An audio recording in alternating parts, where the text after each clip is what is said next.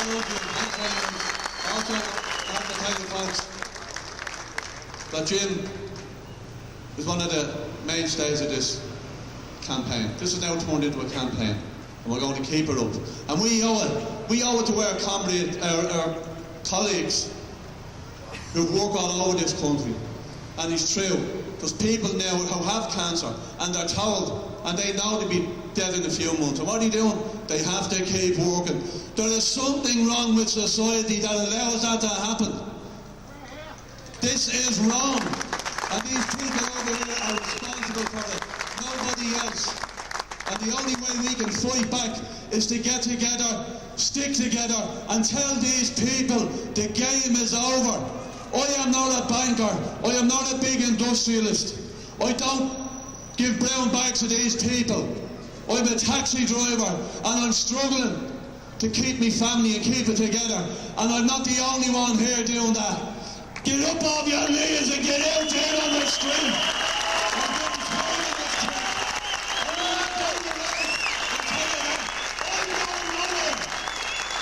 I'm going to hand you over to Frank Bourne now. I want to have a few words. Hey lads, just for a lot of you that are only here for the first time today, just to give you a bit of background of who we are and what we're trying to do and what we're telling these people out there. So I'm just going to read off a press release that we initially put out to the media to let them know where we're coming from. Now there is it. Taxi Drivers for Change are an unaffiliated group of ordinary taxi drivers who have come together as a protest campaign to effect change for an industry that is in crisis. It is open to any taxi driver in the country to join us who feels their livelihoods are under threat, or under pressure financially, or who are working long hours to try and make a living.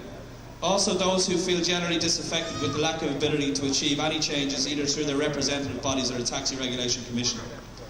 What we want is to effect change in our industry by exerting pressure on the Minister for Transport to realise and accept that the taxi industry is in crisis, stop the issuing of new licences by any means possible by either suspending the issue of new plates or the issue of new SPSV drivers' licences, or by means of applying new regulations and standards through the Regulation Commission which would prevent easy access to the taxi industry. The message is clear: there are too many taxis in Ireland, the market is declining, there are too many illegal operators, and therefore there's a public safety issue. Drivers are having to work too many hours. Drivers and their families are suffering more hardship than the rest of the working public of Ireland.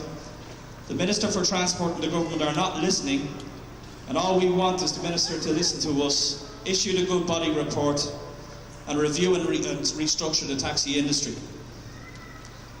We will achieve our objectives by carrying out peaceful protests and demonstrations nationwide weekly, asking every taxi driver and their families to express their frustration to their elected representatives. By increasing the number of taxi drivers and their families attending the protests, the numbers of demonstrations and the intensity of our demonstrations. That's what we're saying out there. That's what we want you to send a message out to all the guys that aren't here today. If you need information or you need to contact us, we're on the internet at taxiwebdublin.com and dublintaxi.ie at the moment. We'll have our own website up shortly in the next few days, and the contact numbers and everything around that, and all the information you need to know about every future protest we're going to hold beyond that. Also, we'll be trying to get as much information out onto the ranks as we can, and we'd ask any volunteers that work one rank to come forward after the meeting and let us know, give some contact details so we can get information for you to hand out. Let's get this moving and let's get it bigger. Let's stay together, unite under one flag, and get what we're looking for.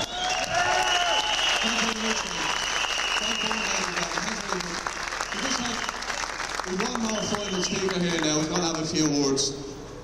And when John is finished, don't disperse, because we are going to the GPO, as I said. So keep your chin up, and we'll get there in the end. Keep together. John wants to say a few words. How's it going? I was late this morning because I had to go and see my bank manager. He wanted to know why I hadn't been making my payments. I came into the taxi industry about 2 years ago.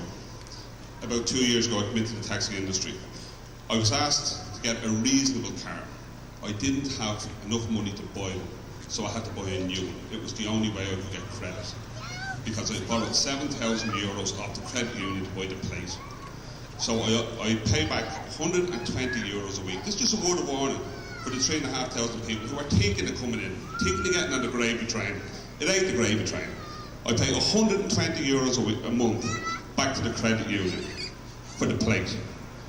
I had to take out an insurance, €90 a month to cover my car loan in the event of me being sick. My insurance costs me €120 a month, or €1,400 for the full year. My car repayments are €560 a month.